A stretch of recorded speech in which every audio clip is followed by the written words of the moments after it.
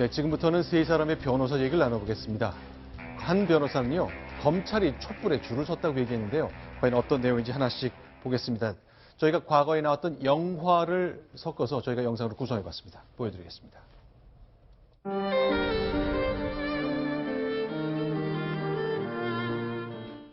대모를 내가 바뀔 세상이면은 내가 12번도 더 바꿨어.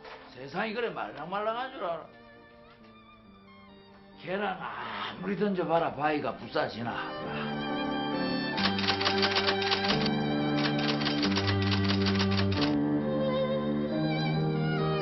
재판은 아직 시작도 안 했는데 피고인을 죄인 취급하는 그 어떤 법정 관행도 본 변호인은 인정할 수 없습니다.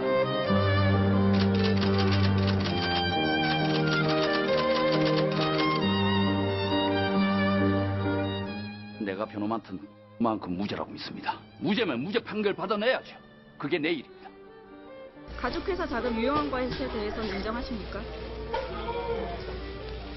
딸만에게 하고 싶은 말씀 없습니다. 우리 아들 건우 연우는 이런 어처구니 없는 일로 브레이크 안 걸리는 세상에 살게 하려고 해. 사무장님 병국이도 이런 세상에 살게 하면 안 되지요. 누구에게나 이제 변호를 받을 권리가 있습니다. 그러나 이제 최근에 나왔던 변호사들 얘기를 들어보니까 검찰이 촛불에 섰다. 그리고 이제 청와대에서 갖고 있는 시각은 지금의 검찰은 정치 검찰이라고 설명하는 사람까지 왔죠. 손수현 변호사님, 이제 같은 변호인이시고 그 활동 비슷하게 하시는데 네. 어떠신지 모르겠습니다. 물론 이제 변호사가 사건을 수임하면 이제 네. 정말 최선을 다해서 의뢰인의 이익을 위해서 열심히 일하는 것은 기본입니다. 그렇게 하지 네. 않는 것이 이상한 것이죠. 하지만 이제 국민적인 시각에서 볼 때는 일을 열심히 하면 열심히 할수록 국민들의 그런 여론과 정반대로 가는 경우도 있거든요. 네. 이번 사건의 경우가 그런 것이 아닌가 생각이 되고 나중에 이제 물론 변호사는 변호사로서의 일을 충분히 열심히 해야 되는 것이고 그 후의 결과는 이제 법원에서 나오는 것이기 때문에 그 법원 결과가 판단이 나오고 혹시라도 헌법재판소의 그런 결정이 나온 다음에 지금 현재 여러 변호사들이 하는 행동에 대한 평가를 해도 늦지 않을 것 같습니다. 자, 일단 대통령의 변호인이 된 유영하 변호사, 어제 채널A 보도한 거 보니까 수임료가 500만 원이군요. 액수가 좀 작은 거죠? 그렇죠. 일단 그 모든 일이 그렇겠습니다만 변호사도 이제 시간이 돈인 것이고 또 이제 많은 노력을 들여야 되는 사건 같은 경우에는 어느 정도 이제 그 높은 그런 그 수준의 착수금이나 이런 것을 보수를 받아야 하는 것이 마땅하겠죠. 그런데 그렇지 않은 경우도 있습니다. 첫 번째로는 유명인, 정치인이나 이제 연예인 사건이 있겠고 두 네. 번째로는 공익 사건 아니면 세 번째는 지인 가족 사건인데 이 유영하 변호사에게는 이 세 가지가 이번 사건에 전부 다 적용되는 것이 아닌가 그렇게 짐작됩니다. 자, 그런데 보니까 개인 수임료를 이제 대통령이 사비로 냈다는 거거든요. 이건 적절한 선택이잖아요. 그렇죠? 그렇죠. 네. 그러니까 그걸 정부 예산을 들여서 할 수는 없는 거 아닙니까? 네. 이제 대통령이 사비로 내다 보니까 이제 큰 액수를 내기보다는 상징적인 그 수임료를 지급하기로 한 게 아닌가 하는 생각이 듭니다. 자, 근데 신동진 기자, 이제 청와대에서 설명을 한 거 보니까 그런데 이렇게 기자들한테 자료를 돌리는데 유영하 변호인이 작성한 게 아니라 청와대 관계자가 쓴 것처럼 이 자료가 왔었다면서요? 네, 그 유영하 변호사가 검찰의 중간 수사 결과 발표 이후에 네. 아까 소개됐던 상상과 추측으로 만든 환상의 집이라면서 강하게 반박한 네. 그 반박 자료를 한글 파일을 열어보면 네. 그곳에 이제 작성자가 기록되게 되는데 그 작성자가 그 청와대 민정수석실에 있는 주모행정관 검사 출신의 주모행정관 아이디로 밝혀진 것입니다. 그러니까 대변인이 인정을 했군요. 그러니까 일단 유영하 변호사의 반박문 청와대가 주도적으로 한 건 아니고 좀 도와줬다.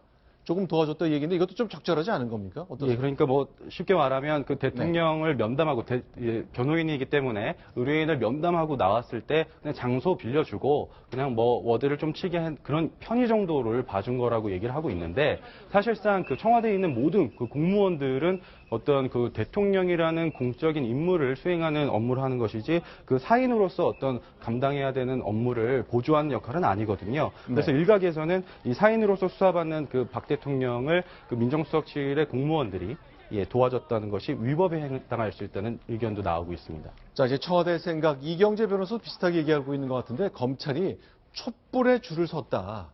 검찰이 물증도 없이 관계자를 진술만으로 도랑에 빠뜨렸다고 얘기하고 있습니다.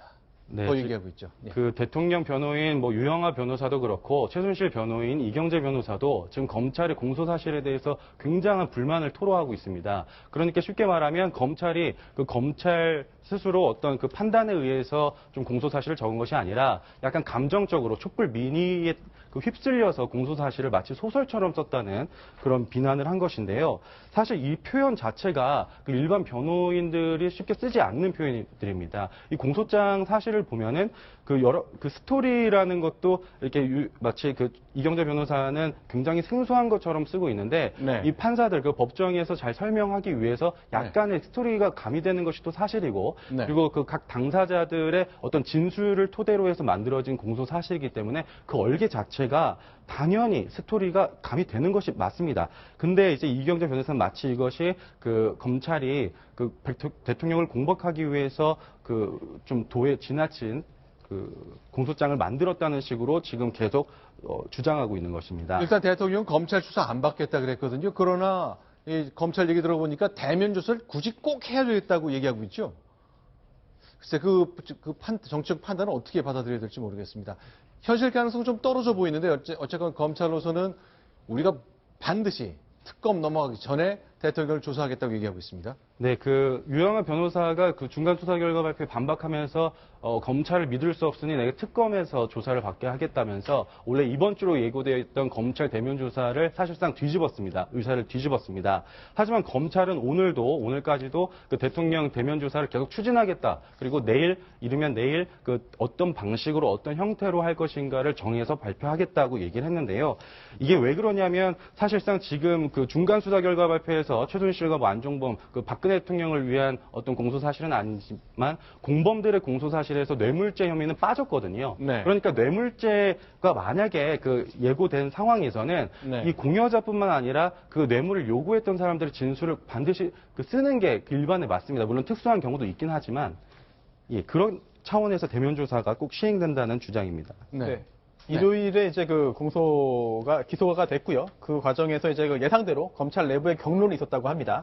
최순실 씨 등에 대한 공소장에 대통령 관련된 내용을 최소한으로 담자라는 의견이 상당 부분 있었습니다만 또 그에 반해서 또 대통령에 대해서 강경하게 해야 된다. 특히나 공소장에 기재하는 것을 넘어서 대통령에 대한 강제 수사가 필요한 상황이고 또한 또 이제 심지어 계좌 추적이나 출국 금지까지 필요한 거 아니냐라는 이야기가 있었는데요. 경론이 있었습니다만 일단 검찰총장은 일단 너무 강경한 것에는 제동을 걸었고 다만 조사 내용을 있는 그대로 담아라라는 이야기를 줘서 힘을 실어줬다고 합니다.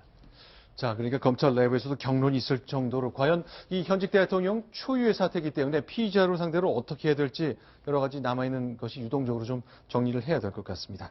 자, 이번엔 7번째 소식 보겠습니다. 신동진 기자 이제 새로 인사를 드리고 새로운 패널 모시겠습니다. 고맙습니다.